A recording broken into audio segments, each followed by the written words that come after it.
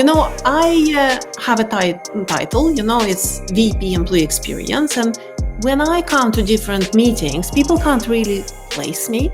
And some people do associate me with CHRO, but some people think that I'm responsible for events or for reception. And it never goes as an umbrella, towards the whole of the company, which I don't think is good.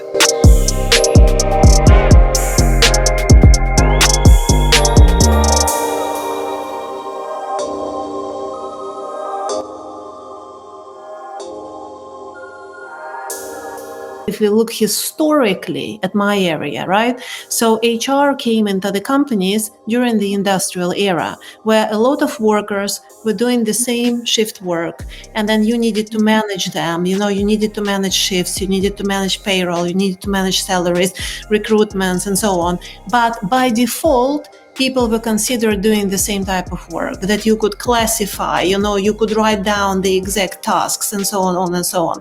And that is why HR always was administrative and compliance function. But then look what is happening. I mean, we are not in industrial age anymore, which means that you cannot just get away with thinking that the person is just a resource and it's a pixel and everybody works at the factory. And that is why suddenly, it's important to take away the focus from organization itself but look at the employee as a target audience and look at the multifaceted nature of this employee, not just a little pixel, not just a little robot, and see how we can create the environment around this employee so this employee can thrive. And then this word potential that we love so much will expand.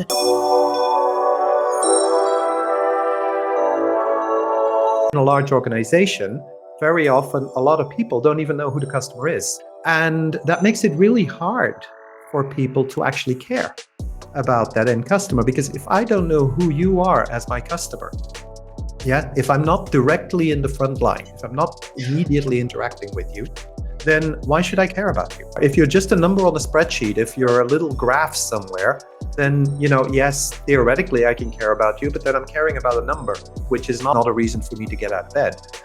Instead of looking at these customers as numbers, how about if we bring them into the organization through stories, through personal introductions, through experience days, whatever you want to call them.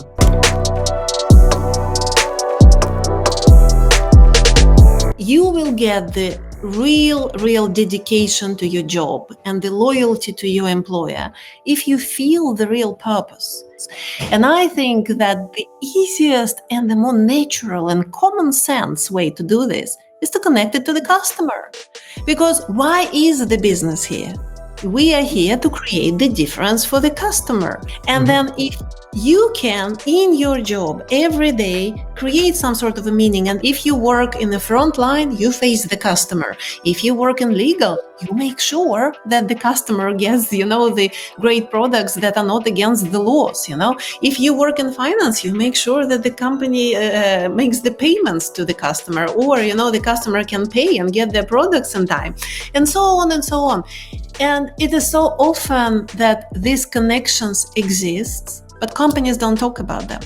But it is the easiest way to create this community within the organization through the same shared purpose. Because if we are here in one company united to deliver this amazing experience for the customer, we will make our utmost to learn, to get new skills, to come up with new ideas so that we can elevate this experience.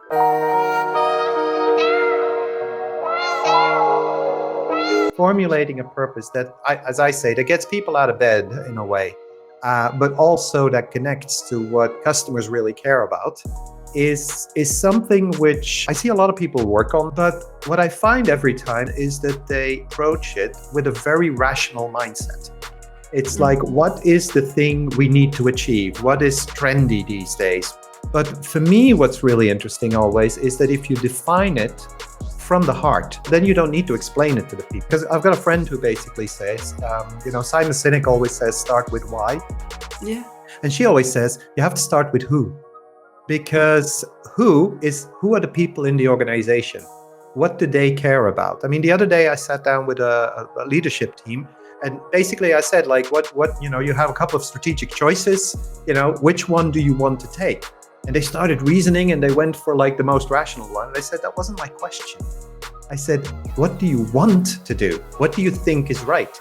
And they all went for the most ambitious, the most daring plan of them all. And I said, like, well, if that is the thing that resonates with you and you think will resonate with your people, shouldn't you then just do that? If that's your passion, then that's what your business is about. And what I'm finding very often is that when defining those purposes, and then creating the employee experience that goes around it, so to say, it's all very rational and mechanical, whereas it actually should be very intuitive and very human.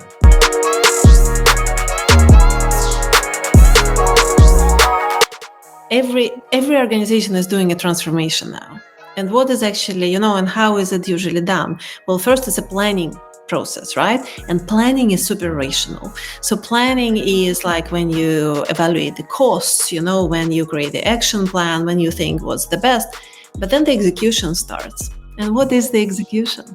Execution is always purely emotional. And that's why it's very often fails.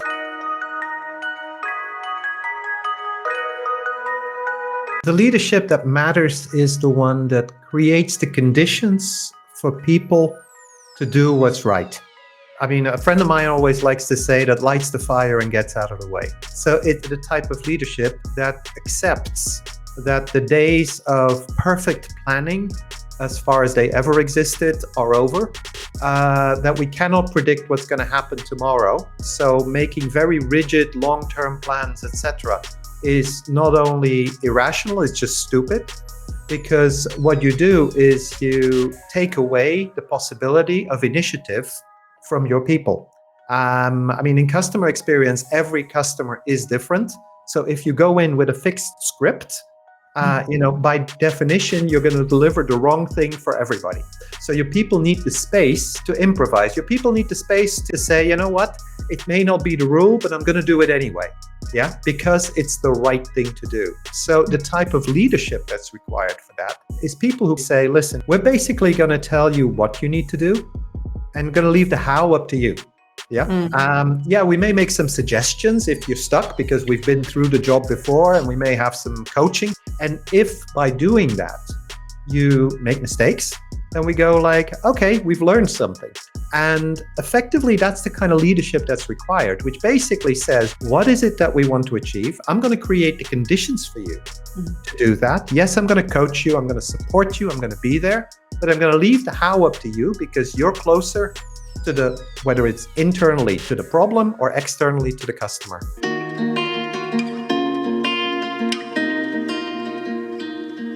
I am very respectful for the organization called Gartner, because they usually do a very thorough research. And already last year, they said that the future is with human leadership. And they defined it like this. And then they said also that human leadership defines human organizations. And this is organizations who help you to be the best, but also care about you when you are at the worst. But it's interesting that the human leaders, they actually define it with 3 qualities. And the first quality is authenticity. Second quality is empathy. And the third quality is adaptability, right? Because if you are who you are, you are settled with your self-picture. You don't need to prove to everybody that you are in control, because you are in control. You are a leader, you're a manager, you already have this role. Why do you need to prove it to everybody, right? So then you can actually let the ego go and focus on other people. And when you focus on other people and you are being, yourself, and you are being empathetic, it's not that you totally understand everybody, right?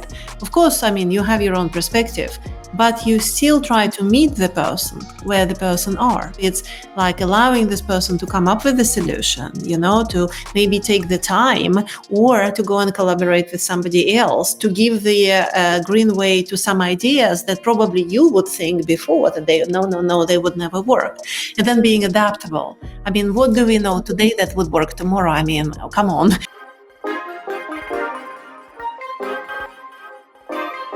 when you think about it, a lot of leaders now talking about employee experience, talking about customer experience, they come with a brief and they come with a picture. This is the picture, this is the road, we are going there.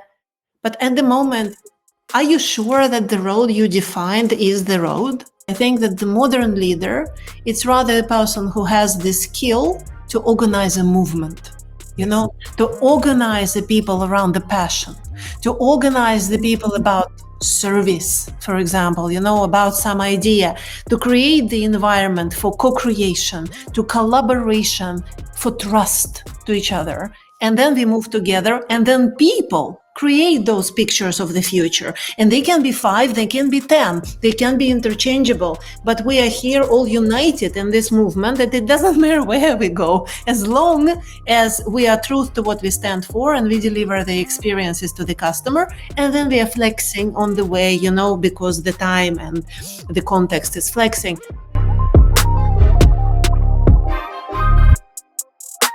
We're all living in a world where we haven't got a clue what we're doing. Let's be blunt. We're all seeking, but at the same time, especially if you're in leadership positions, for many years you've heard that you have to be the person who knows, who sets direction, who has to make things happen. Whereas actually the answer right now is to let go, which I can see many people struggle with. Because I think that the time changed. Before you validated yourself as an expert always. But now I think getting people together, learning new things, igniting new ideas, opening up possibilities, networking, breaking silos, that's the new skills.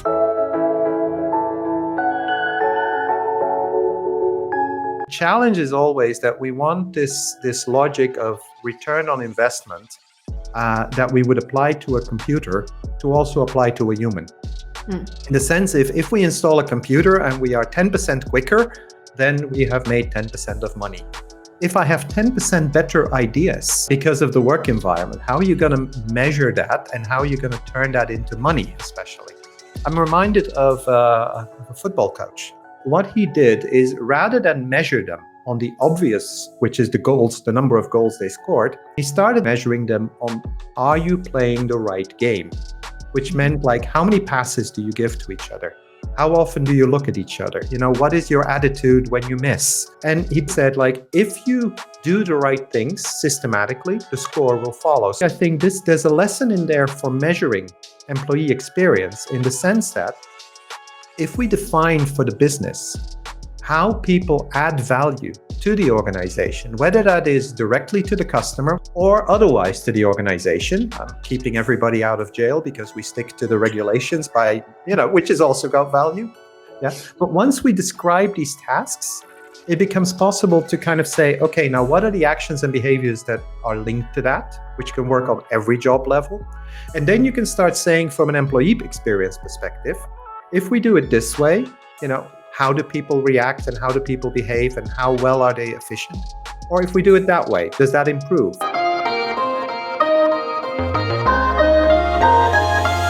1 + 1 is not 2, it's 3 when it comes to people. And why 3? It's because there is energy on top.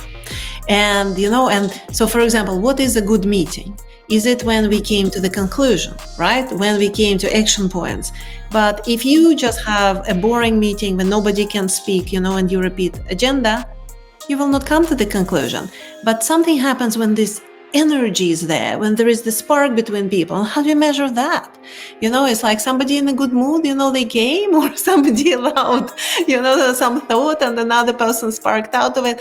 It's so difficult. So I think, again, maybe we should just calm down and just, accept that some creative things cannot be measured, but they can be measured in experiences afterwards. Like if you have organized internal communication flows, engagement for your people, it means that, again, innovation will be spread around the company, right? If people are allowed to speak at the meetings, if they come to the office for meaningful interaction, maybe you can measure it on your product improvement or how the NPD process works faster. And we usually don't make those connections because they live in the departments separately. But I think that we probably should start noticing the correlations between the trends. And then I think, some sort of magic can happen.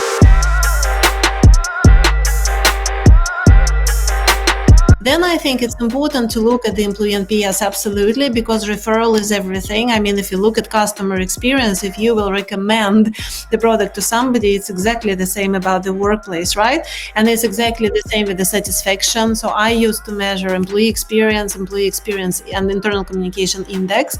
And I think that the main thing is to measure it over time.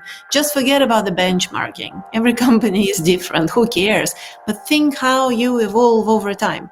And then look at, for example, if you use the same system for the measurement with the customer experience, look at how they develop over time and see if there are correlations.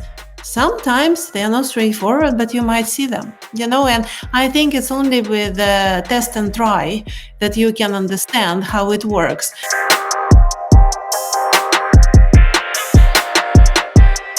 Pay attention to what's going on in the world. And I think that there are so many cases now when something doesn't work and you can see exactly why. And quite often, it can be a layoff situation or it can be some sort of unfortunate transformation situation. You can see how fast some things deteriorate. And then this should be now a learning curve for us, how we do different projects.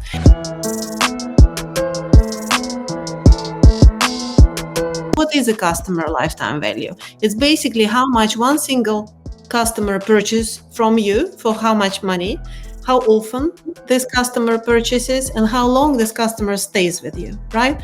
And all these three parameters together make you want the same customer to stay with you, to come back, to do the repurchase, because it's when you have loyal customers, you basically create more sales. And I was thinking, why is nobody talking about employee lifetime value? I know that it's a bit, utopian, but just think, if we take like an average value of an employee, and if we just multiply it by the year, the tenure, so how long the person did the company, I mean, it must be like a fantastic number to look at. And then also I was thinking, okay, how do you calculate the average value of an employee? And then here you can see, okay, how the person, in your job, how are you benefiting to the real revenue? So for example, if you're sales, not sales, then if you're non-sales, how are you contributing to the cost efficiencies, for example? Are you having new ideas or not having new ideas? How are your skills evolving? How many jobs have you plus, through your lifetime in the organization? And then suddenly we see how multifaceted everyone is, right? Because it's so difficult to numeralize it. So just think that it would be possible. I mean, then suddenly people would understand that there's so much value in every single individual. It's not just a resource, a little pixel. It's just like, wow. And you can't even count it, with one person. You need the whole AI department to do that. Wouldn't that be great?